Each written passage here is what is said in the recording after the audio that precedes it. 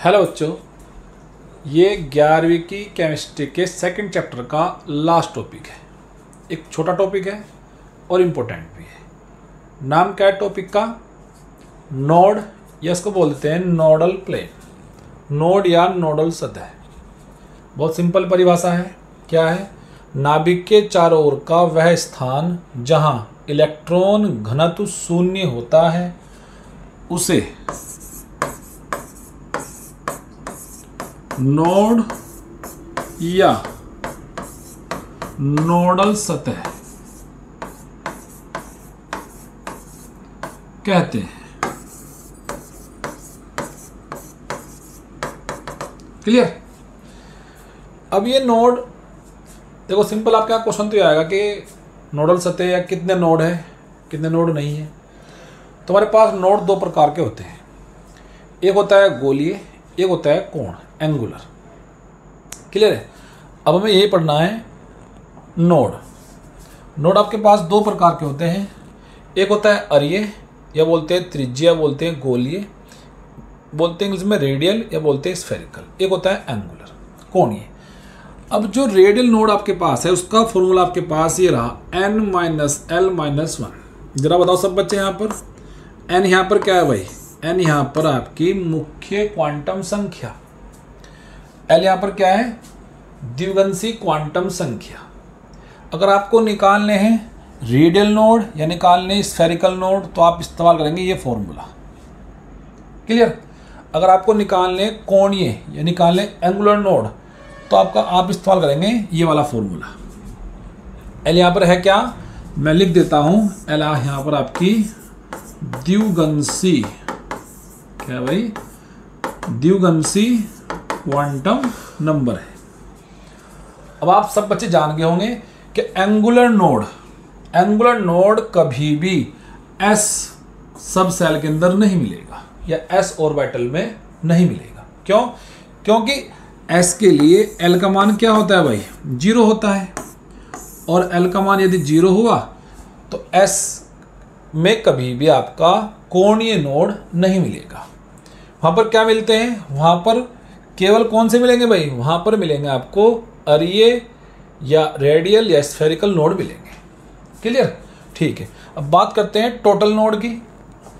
कुल नोड क्या होंगे? अगर क्वेश्चन आपके पास आ जाए कुल नोड बताइए, तो कुल नोड की संख्या जो होगी, कुल नोड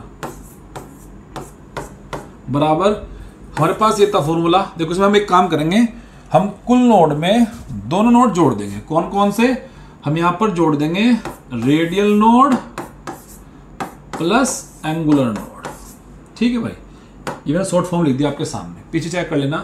तो रेडियल नोड का मान किसके बराबर था सर? ये था n-l-1 के बराबर, प्लस और ये किसके बराबर था? ये था आपका l के बराबर।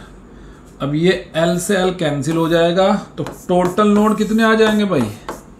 n-1। तो आप सब बच्चे ध्यान रखेंगे, टोटल नोड की जो संख्या होती है वो n-1 होती है। जैसे आपसे छोटा सवाल आपके पास देते हैं, हमारे पास ये क्वेश्चन दे दिया, क्या बताइए 3s में टोटल नोड कितने होंगे? ये छोटा सा क्वेश्चन आपके सामने दे दिया है। तो आपके सामने ये लिखा है फॉर्मूला, टोटल नोड बराबर n यहाँ पर क्या है? ये होती है संख्या, तो 3-1 बराबर कितना आंसर आ जाएगा भाई? 2 आ जाएगा। ये टोटल नोड है। अगर ये भी सवाल समझ में, मतलब क्वेश्चन आपके समझ में आ गया। अब ये दो नोड कौन से होंगे सर? ये होंगे स्फेरिकल वाले। क्यों? s में तो कोणीय नोड नहीं होते हैं। क्लियर? अब कुछ क्वेश्चन कर लेते हैं आपके सामने। चलो, पहला क्वेश्चन आपके सामने ये रहा। क्या रहा? 4s 3d तथा 4p में कोणीय नोड कौन से भाई? आपको बताने कोणीय नोड क्रमशः होंगे। तो पहले बात करते हैं 4s की। 4s में ये जो l के बराबर आपको चेक करना है। आप जानते हैं कि l के लिए s का मान 0 होगा, मतलब 4s में तो कोणीय नोड की संख्या कितनी आ जाएगी भाई? वो 0 आ जाएगी। अगर आपको नहीं पता कि l का मान 0 कैसे हैं, तो आप इससे पहले लेक्चर देखना क्वांटम नंबर के, आपकी समझ में आराम से आ जाएंगे। फिर बात करते हैं 3d की। अब चेक करेंगे 3d की। 3d हमारे पास क्या होगा? d के लिए जो l का मान होता है वो होता है 2। ठीक है भाई। तो 0 2 0 और 2, उसके बाद करते हैं 4p की बात कर लेते हैं। और 4p में l का मान होता है 1। कितना होता है? l का मान होता है 1। तो 0, 2, 1, तो आपका ऑप्शन ये रहा। क्लियर? नेक्स्ट क्वेश्चन, ये आपका 1988 में क्वेश्चन रखा है। 3p किसमें भाई?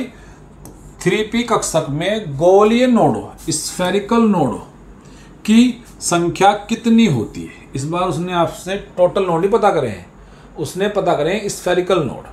तुम्हारे पास क्या था उसका फॉर्मूला स्फेरिकल नोड का? हमारे पास ये आपके पास फॉर्मूला था n - l - 1। ये आपके पास फॉर्मूला था, ठीक है भाई। तो n कितना आपके पास? 3 माइनस इसके लिए मान कितना हो जाएगा? p के लिए l का मान सर 1 हो जाएगा, -1। तो 3 - 2 कितना आंसर आ जाएगा? 1 आ जाएगा भाई, ठीक है। तो कितना हो जाएगा स्फेरिकल नोड आपके पास? उसमें 1 होगा। एक छोटा टॉपिक था। All the best.